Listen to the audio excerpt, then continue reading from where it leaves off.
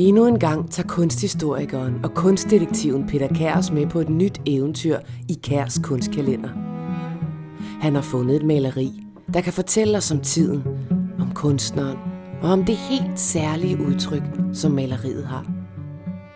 Og ikke mindst, hvad kan vi bruge det til her og nu? Velkommen til kunstkalenderen. Hvor er det her malet?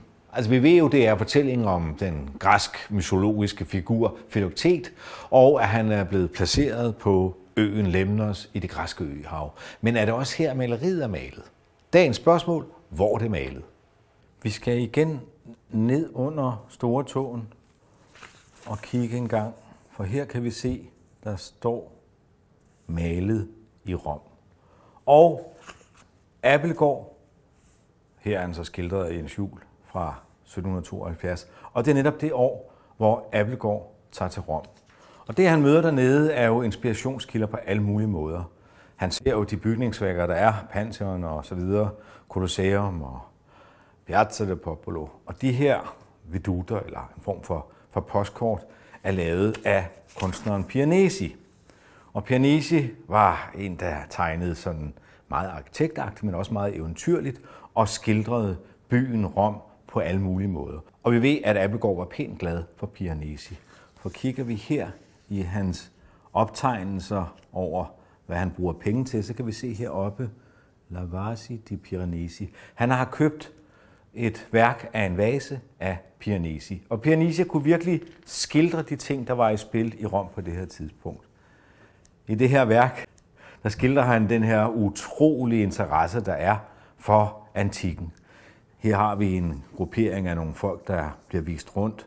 Og herover der har vi nogen, hvis vi lige zoomer ind. Ja, det er jo nærmest gravrøvere. Her har vi formodentlig en gravmonument for en ældre dame, og hun har været ældre i nogle år. Og her prøver man lige at se, om der skulle være et eller andet. Så byen var en stor inspiration. Der var mange, der lånte ting derfra, og så var der også mange, der lod sig inspirere. Og det gjorde Abildgaard også. Han ser jo værker af Michelangelo og Raphael og mange andre. Så det var en side af det. Men hvad lavede han ellers? Han skriver på et tidspunkt til sin bror: "Jeg passerer mange dage uden at tale 4 ord. Hvem skal jeg tale med?" Så det var altså ikke lutter idel lykke at komme til Rom og blive inspireret sådan kunstnerisk. Der var altså også nogle stille stunder. Men han fandt nogle rigtig gode venner. Og den største ven, han fandt, den næreste ven, han fandt, det var en svensk billedhugger, der hed Serkel. Og her har vi Serkel, og han var en utrolig anerkendt billedhugger. Han har blandt andet lavet det her værk af Achilleus.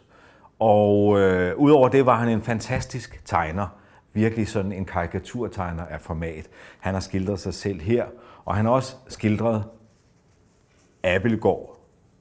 Abildgaard var pæn langlemmet. Han har nok ikke haft så store hænder her, men der har været glimt i øjet. Og han var selvudleverende også, Serkel, når han tegnede sig selv. Det her, altså sommerne kunne være meget, meget varme i Rom, og her har han så skildret sig med gangstav. Han led en del af gigt. Og Serkel havde også en ven, som bliver præsenteret for Abildgaard, som får pænt stor betydning for ham, sådan rent kunstnerisk. Nemlig den alvorlige herre her, det er Fuseli, eller senere bliver han også kaldt Fuseli. Han var meget belæst og arbejder jo også med nogle af de udtryk, som vi ser, at Abildgaard gjorde i den her periode. Han maler også det her. Tegner og maler, og det er ligesom den nutidige kunstner, der simpelthen er så fortvivlet over, at fortidens kunst, der var så storslået. Og netop det her med at spille følelser ind, var noget, som Fuseli var rigtig god til. Blandt andet det her værk. En ung mand i romersk uvejr. Man kan se lynet her. Han var inspireret af en tendens, der var i tiden inden for litteraturen, som man kaldte Sturm und Drang, som oversat kan blive til storm og stress eller en uligevægt. Og det var noget, de var opmærksom på, fordi tiden var ellers sådan en fornuftbetonet tid. Det er oplysningstiden. Men her har vi altså en gruppe unge kunstnere, som gør noget andet. Og det, han lader sig inspirere, er blandt andet en bog af Goethe, Den unge Werthers lidelser, som var lidelser i stor format. Cerkel, som var omdrejningspunkter for rigtig meget, skildrer her Fuseli, som var meget dramatisk udtrykket i dårligt vejr. Og det er jo så himlen, der prutter lidt. Det må man kalde et virkelig lortevejr. Nå. Men han går jo også rundt og kigger og ser, og noget af det, han ser på gaden, Abildgaard, som inspirerer lidt, det er et spil, der hedder Pallone. Et boldspil, som var meget, meget populært, og her har han så skildret en af Pallone-udøverne, og man kan ane heroppe på hånden, at her har man battet. Og battet var faktisk meget kunstnerisk udført. Det her er sådan et bat, man tog på. Man tog hånden ind her, og så slog man ellers til en bold, og man havde 2 hold. Og det minder en lille smule om en måde at spille tennis på, lidt anderledes. Hvad gjorde han ellers andet end at lade sig inspirere af kunsten? Nogle gange følte sig ensom, og andre gange være sammen med venner og studere, hvad der ellers sker ude i byen. Så gik han også om aftenen i teatret. Vi kan se på den oversigt, som er fra januar og februar, at han er i Argentina, altså ikke landet Argentina, men teatret, indtil flere gange Argentina. Og Argentina var et sted, hvor man spillede opera og ballet. Så er der også et sted, hvor han i hvert fald i den her periode har været 3 gange Aliberti, og hernede bliver den til Liberty. Så han leger også med ordene, og hvad er det så for et sted?